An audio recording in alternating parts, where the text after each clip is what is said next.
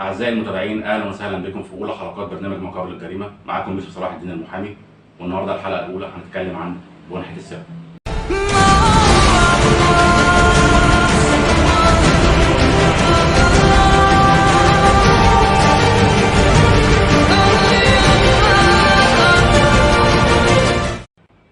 لما نوهنا عن البرنامج على الصفحة على الفيس، الناس كلها تخيلت إن إحنا بندي نصائح وإرشادات للمجرمين إن أنت هتعمل إيه بالظبط علشان تنصح المجرم إن هو ما يتحكمش عليه أو يتمسك في قضية سرقة مثلا زي اللي هنتكلم عليها النهارده.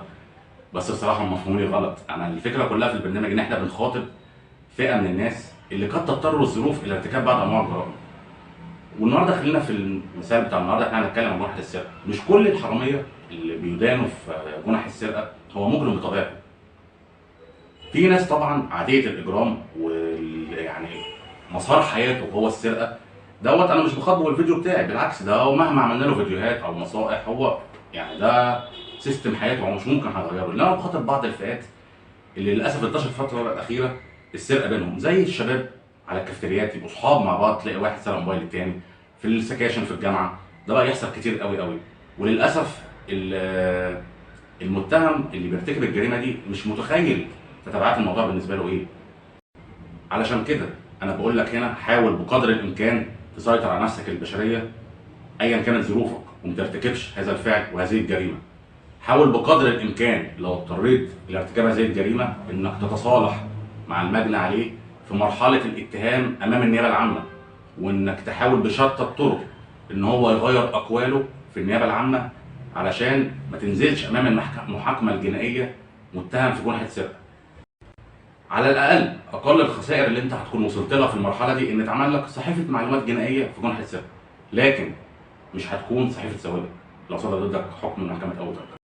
اللي بيحصل في الواقع العملي ان بيجي اهل المتهم بيحاولوا بشتى الطرق مع اهل المجني عليه ان هم مثلا لو سرقه موبايل بيجيبوا له موبايل تاني، يحاولوا يدوا له فلوس زياده علشان المجني عليه يغير اقواله، لان السرقه زي ما انتم عارفين ما فيهاش تصالح، لازم المجني عليه يغير اقواله امام النيابه العامه او المحكمه حسب الاحوال. لكن المشكله الاكبر ان مجرد التحرير محضر بالسرقه ضد المتهم بيتعمل له بصحيفه معلومات جنائيه عن جنحه سرقه. الصحيفه دي بتفضل مصدر رئيسي لكل المشتبه فيهم بعد كده في جنحات السرقه عند مباحث الاسم اللي انت تابع ليه. ودي اكبر خطوره ممكنه، لان صحيفه المعلومات الجنائيه دي صعب جدا انها تتشال من مباحث الاسم. الكارثه الاكبر ان لو انت تغاضيت عن الموضوع والنيابه العامه احالت الاوراق الى المحكمه وصدرت ضدك حكم في محكمه اول درجه، وغالبا محكمه اول درجه بتصدر احكام ادانه في محاضره السرقه اللي بتجيلها. الحكم بيأكد التحريات اللي اتعملت عليك، بيأكد صحيفه المعلومات الجنائيه، وهنا بيتنقل صحيفه المعلومات الجنائيه عنك كمتهم في قضيه سرقه الى صحيفه سوابق جنائيه كمدان في جنحه السرقه بتفضل في مباحث الاسم اللي انت تابع زي ما قلنا قبل كده. هل حصولك على البراءه في الاستئناف بيخلص الموضوع؟ نهائيا. للاسف ده انت لو اخدت براءه في الاستئناف مع حكم امام محكمه اول درجه بيفضل الاسم محتفظ بصحيفه السوابق بتاعتك مع حكم اول درجه، وبتفضل موجوده على الكمبيوتر حتى لو بعد 20 سنه. ودي بتبقى وصمه عار ليك انت واولادك من بعدك، وتفضل تلاحقك طول العمر. طب ايه الحل؟ الحل هنا انك قبل ما تضطر او تقول انا ظروفي اضطرتني اسرق موبايل عشان انا محتاجه، او اسرق ذهب، أو كواحده تسرق ذهب من زميلتها او وات ايفر، حاول تعرف ان في ربنا الاول. حاول تعرف ان انت بالفعل حتى لو قدرت تلمه بعد كده امام المحكمه ده هيضر ولادك من بعد كده. وده طبعا غير جرائم السرقه اللي انتشرت في الفتره الاخيره خاصه في اسكندريه اللي بتمارسها عائلات. بينزل رجاله وستات على اي زوجين مثلا، الرجاله تعدي على الراجل لاي سبب يقول لك انت بصيت لمراتي ليه؟ انت عملت كده ليه؟ علشان الستات اللي معاه يسرقوا مصاغات الزوجه طبعا بتدافع عن جوزها، ففي الزحمه ما بتحسش ان دهب هتسرق، الساعه بتاعتها وقعت. يجي بعد كده يكتشفوا يعملوا محضر، غالبا للاسف المحاضر دي بتبقى ضد مجهول، لان انت قابلت شخص في الشارع عشوائي، فانت وحظك لو عرفت توصل للكاميرات المراقبه ان هم يعرفوا الاشخاص وغالبا بيكونوا مسجلين يعني. وده انتشر الفتره الاخيره جدا.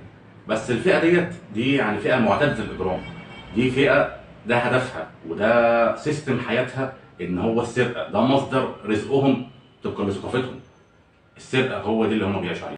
وانت ممكن كمجني عليه يتهيأ لك ان الناس اللي سرقوني دول انا ما اعرفهمش وكنا في مكان غريب او في ناس كتير فمش هقدر اوصل لهم. انت المفروض بتعمل اللي عليك وبتحرر محضر بالواقعه، مباحث الاسم بتيجي تفرغ الكاميرات لو في، وحتى لو حقك ما جاش في المحضر دوت، صدقني كونك بتحرر محضر بالواقعه ديت ده هيساعد اسر كتير بعد كده ما يقعوش في نفس المطب اللي انت وقعت فيه. لان الجريمه لما بتتكرر في كذا مكان بنفس الادوات وبنفس الاشخاص، المباحث بتقدر توصل لها بسهوله. فحاول تكون انت لو ما قدرتش تجيب حق نفسك، حاول تساعد غيرك انه يوصل لحقه، حاول تساعد غيرك انه ما يتحطش في نفس الموقف او ان ترتكب معاه نفس الجريمه بنفس الطريقه اللي بتخرج معاك. وده دورك كمواطن ايجابي. وفي الاخر بنأكد برنامجنا الهدف منه مش تقديم الدفوع القانونيه والشكليه امام المحكمه لو انت اتهمت في جنحه سرقه، احنا بنقدم هنا نصائح ليك كمواطن قبل ان تقدم على هذا الفعل الاجرامي لما يمثله من خطوره عليك وعلى مستقبلك ومستقبل ولادك من بعدك.